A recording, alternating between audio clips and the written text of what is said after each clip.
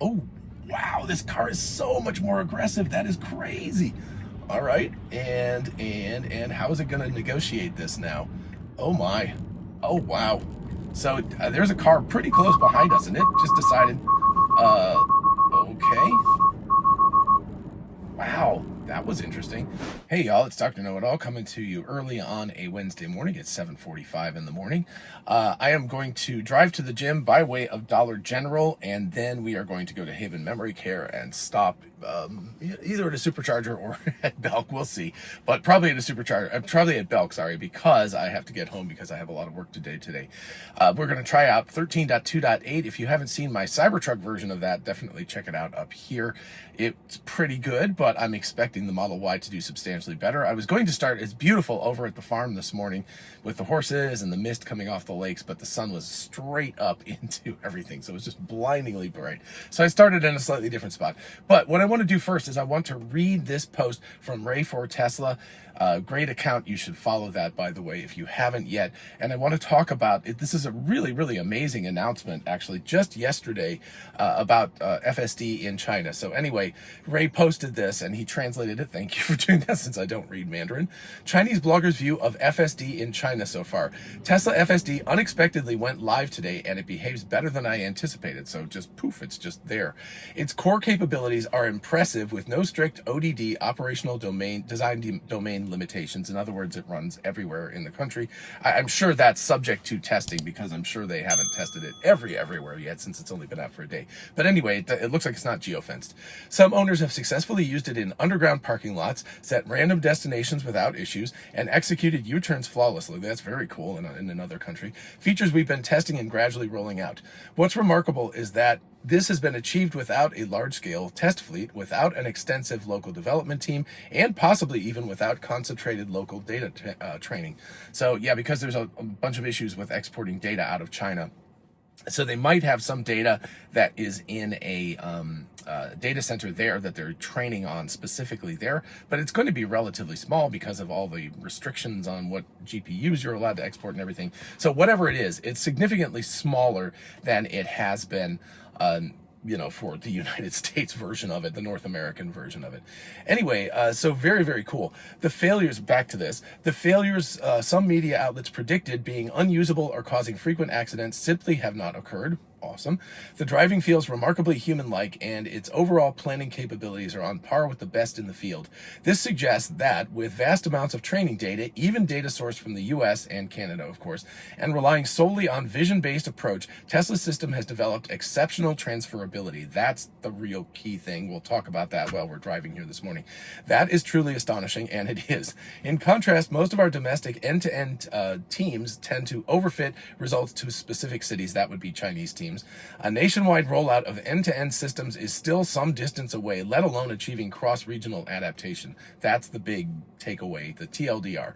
Of course, occasional issues like running red lights, going straight from left turn lanes, or drifting into the wrong lane still occur. So, I mean, that happens sometimes in the US, but not so frequently anymore.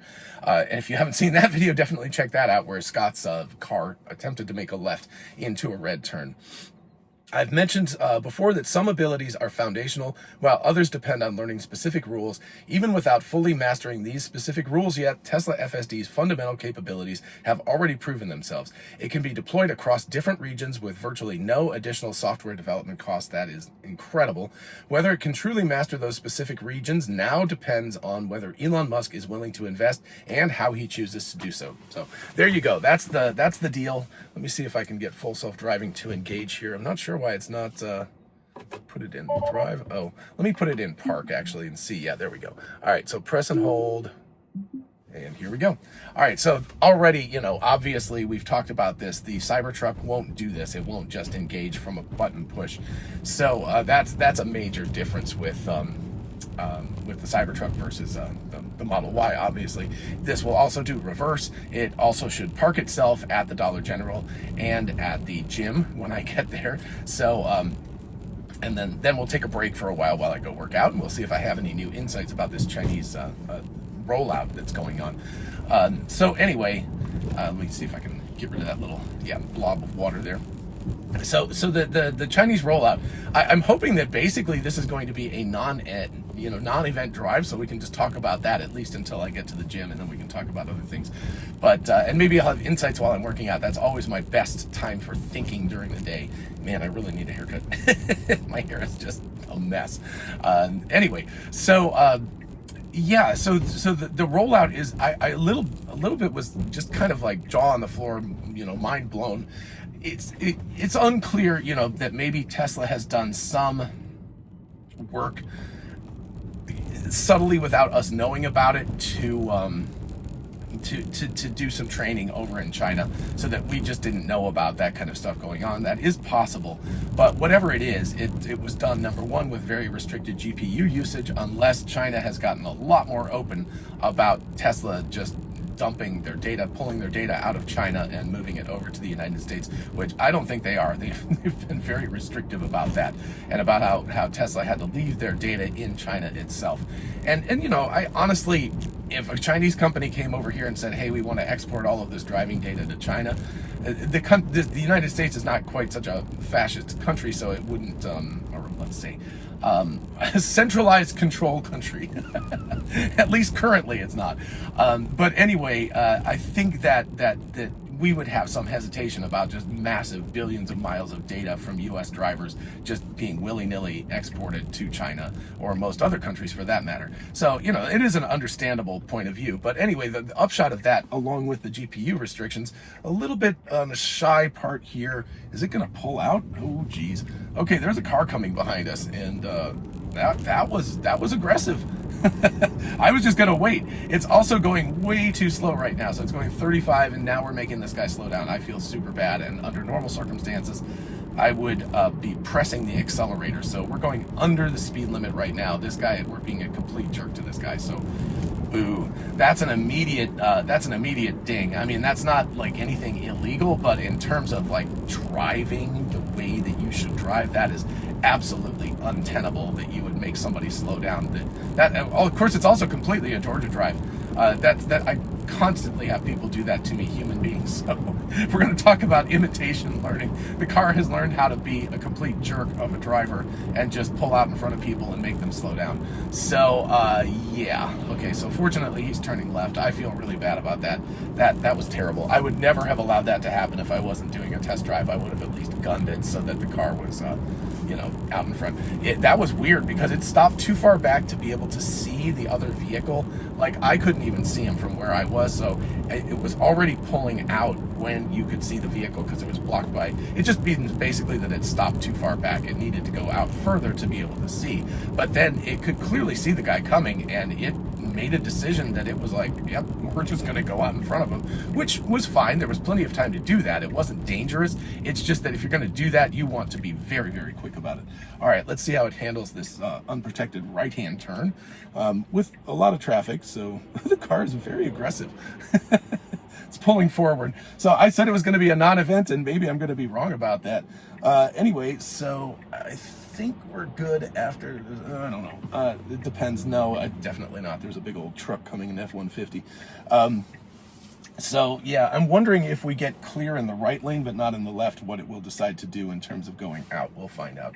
But anyway, so in terms of the ability to drive in a country that it does not have a lot of training / compute, right? Because you have to take the data. You not only have to get the data, but you have to, okay, wow, that was good. So it actually started to turn before the light turned green. So it detected that the cars coming towards us were slowing down, and it was like, yeah, I can go now. So yeah, that's relatively good. And honestly, there was no place in that entire sequence that I would have gone versus the car. In fact, I think the car, this in the Model Y, it's actually starting to feel so aggressive that in hurry mode, which you can see right here, that it's almost more assertive aggressive than I am, which is really wild. So, because I'm a very assertive driver, so there may come a point where I have to dial it back to chill under some circumstances, or sorry, normal, not chill. Like chill would be too mellow for me. But it's really interesting because it's right at that edge where I'm just like, wow, this thing is crazy town. So the ability, the transferability of full self-driving to be able to go from North America, which is a very different driving environment. I have not driven in China, of course, but I have been in, oh wow, Look at that in terms of aggressiveness. It actually slightly accelerated. I think it may have gone up a mile an hour or two. That is nutty that it did that. Sorry, this has been such an I expected it to be a non-interesting drive, and it has been very interesting so far. Yeah, I may have to dedicate an entire separate video, but I did want to do both because I just got 13.2.8, which I assume something along those lines is what they have in China. Okay, so pay attention to all of this stuff blocking this in this big sweeping turn, and cars coming from the other direction, that red car there, and then we're turning in here. So a lot of stuff going on. The Dollar General should be, I think it's closed right now. Maybe it's open. It's 7:54, so it'll be open in just a couple minutes. So it is, all right, so it took the wrong turn. I don't know why the Model Y doesn't go there, and I hope it doesn't decide it wants to go backwards into the parking lot. That would be bad. But it seems to love to park in this back section. I don't know why. So yeah, you can see that's where the destination is. So let's see if it at least parks. Apparently it's decided that we need to get some exercise and we need to walk. Interesting. Okay, so it's backing in. That one, whatever, that's fine. But it's doing it across two lines. You can clearly see that there's two lines that it's parking across. So we are, let's see if it decides it's just done there. Okay. Oh no. Okay, so it's pulling forward. What is it doing? Oh my. I have no idea. I guess it's going to park right up here where these posts are. So this is a navigation issue, really, because you can see where it's like, I don't know what it's doing.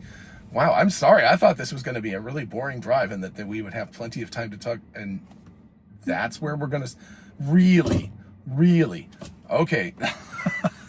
This is like, of all the places it could have parked, this is not the place. So, okay. Yeah, okay, 2 dings already. So let's see. So now we're going to the gym. So this should be, okay. So, you know, the nice part is at least it can back up. So it can get itself out of this situation where the Cybertruck absolutely cannot.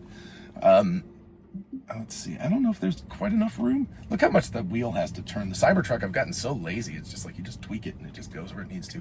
No. Why are you doing this? Come on, Tesla, you guys have got to fix this. This is clearly, it doesn't matter what the navigation says. This is clearly the wrong way to go through this parking lot. Like, you can see the cars parked at an angle the other direction. If anybody had been coming the other way, that would have been terrible. Okay, so let's put this out to full mode. And so you can see 2 cars waiting to turn left here. Can't see that much coming. I promise I will talk about the China thing more in just a second, but we have a lot going on now. So we obviously will not, the car has crept out pretty far, but we obviously don't want to go until those 2 cars have turned in, because we need some clear space in that lane to get here. So it's just about 8 o'clock in the morning, so pretty much rush hour. And let's see, we will have a break on the right pretty soon here where those 2 cars should clear out. I'm a little surprised. Oh, so I guess even what is that, a Ford Ranger? I don't know, whatever that is. That has, oh, wow, this car is so much more aggressive. That is crazy. All right, and how is it going to negotiate this now? Oh my, oh wow. So there's a car pretty close behind us, and it just decided, okay. Wow, that was interesting. So I don't know what it did, because it definitely had made that move. Wow. That's a safety critical disengagement because the car told me to. That was weird, because there was absolutely no reason for it to have cried wolf. It was perfectly fine. Oh. So much for an uninteresting drive this morning. It has been. So that was negotiated at an incredibly assertive mode, and I'm not positive I would have gone then. Now, it was safe. It was able to go in the suicide lane. I probably would have gone then, because there was nobody coming from the left until after we began our move out. But it was a little bit mellow about it. But then it accelerated properly and got in front of the red car that was behind us. But then it freaked out. It just decided that it was not capable of doing it, I guess. Very weird. I have no idea why. It was still driving perfectly well, but it had the steering wheel thing, so I had to take over. Wow. All right, so we have a straight shot for another 6 minutes, so let's talk China here. I hope we have nothing interesting go on now. Wow, what an interesting drive this morning. Yeah, this is 13.2.8. I'm kind of blown away, because I feel like it's actually regressed from 13.2.7 in terms of several factors that have gone on. Anyway, so yeah, the upshot of being able to transfer, perhaps not 100% good driving, but to be able to transfer driving from one region to another where the driving habits of the people are radically different. My understanding, again, as I was starting to talk about in China, is that it's much more like, I have been in Nepal, and there it's kind of like fluid flow. Traffic is not really restricted to lanes, and it's not restricted to, everybody is a good boy and girl and, obey the law and mostly come to a stop at a stop sign and mostly stop at red lights. It's much more like particles in a fluid flow that just kind of maneuver around. And so my understanding is it's very similar to that in China, where you just kind of move and you just get into the place you want. Not on the highways so much. That, again, my understanding is mostly on surface streets in the city like this, that you wouldn't really stay in a lane, you'd just move around until wherever you could go. So that's a very, very, very different type of driving than in North America, like the US and Canada. And it is kind of a mind-blowing, remarkable thing. If they had said, oh, we've transferred this from the United States and Canada to France or Germany, I would have been like, yeah, okay, not that big a deal, because the driving there, you've got different signs and stuff like that, but that's relatively minor. The driving there is very similar to that in the United States. It's that people obey the law, they stay inside the lanes, traffic has a certain amount of congestion and stuff like that, but very, very different being able to work in an environment so different than that. And that, it proves out a massive generalizability. Now, the end of the bloggers, I wish I knew the person's name. He just said Chinese blogger. I'm sorry about that. I can't read Mandarin, like I said. But the final thing that he said was that last little percentage, which is exactly the kind of thing we're seeing here today in this drive, is very difficult. And it's exactly the thing that we saw in my review of Scott's red light left turn, where it made a bad assumption and it went out into traffic when it was anticipating that the light was going to be changing for it, and it didn't. Excuse me for 1 second. Let's see if maybe I can clean up this a little bit. What in the world? We have another. Wow. Aborted for camera visibility. Oh, interesting. So that one I'll put on me, because I did the windshield wiper, and apparently that was a bad idea with this much sun coming in. I think, this actually explains why the other one failed too. It is incredibly bright sun, but this is also something where the vehicle has to be able to handle this, because, we're in Georgia, so yeah, we get some bright sun, but if you're in California, this is like literally every morning and afternoon.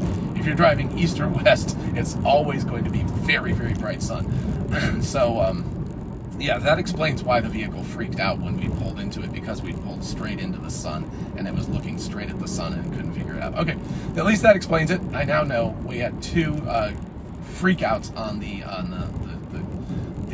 full self-driving front, but again, I've got a shade so I can protect my eyes. But that's something that the vehicle needs to be able to handle itself. But this brings up that last, I don't know, 10th of a percent, 100th of a percent, 1000th of a percent, whatever. There are always going to be edge cases that are extremely difficult, and the vehicle has learned from the ground up. This was the thing I talked about in the other video. If you haven't seen it, it's learned from the ground up. It's done full-on imitation learning. It's been like, here, this is how humans drive. And imitate that, and this is how good humans drive, imitate that, and this is how humans that are very assertive drive, and imitate that. Nice. All of that stuff is great, except that my analogy was, you take a child, just little baby, you put them in a car with their parents and allow them to watch their parents drive so that they have a lot of experience with that, but never give them any conceptual knowledge of, I wonder where it's going to drop us off, like at the front door or what. Wow, it's very busy this morning. It's usually not this busy here. Anyway, you give the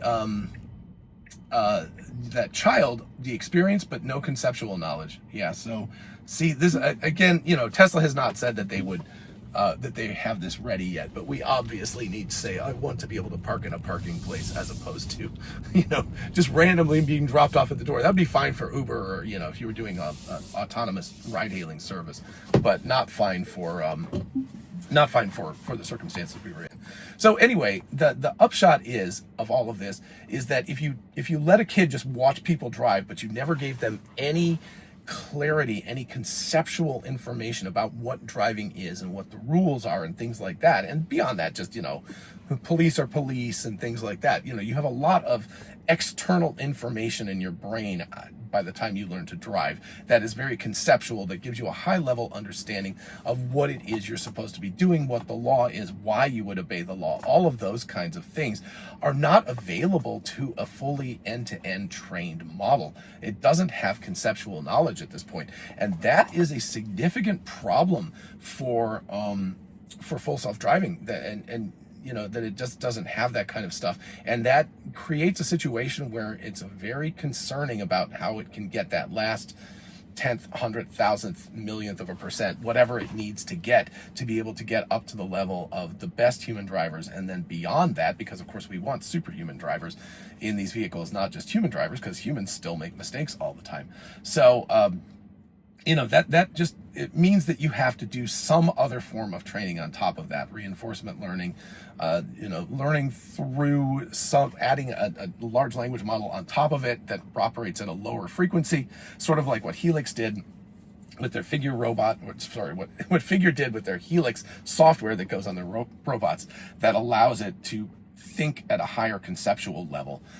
That kind of thing, I think, is going to be necessary. And, they can use Grok. Tesla obviously has an in with XAI, so they can use Grok to create that situation where they can create a thinking layer on top of the just reactive layer that's going on.